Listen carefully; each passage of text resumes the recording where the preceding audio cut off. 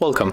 In front of me I have Apple Magic Mouse, and I'm going to show you how you can insert batteries on this device. So at the first we have to grab our mouse, then rotate like that, and at the first we have to press this like that with our nail and just take it off by using our nails. And as you can see here we got the batteries, so let's remove them.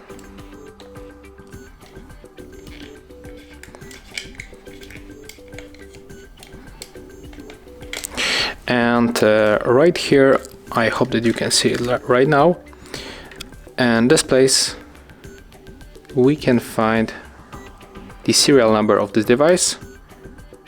It's right here,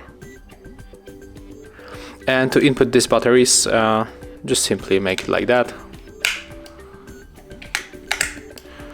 and after that we have to put this cover with this tray here and then press it with our finger. And if you want to turn it off or turn it on, you have to move this switcher. And basically that's how you can input batteries or just remove batteries from this device.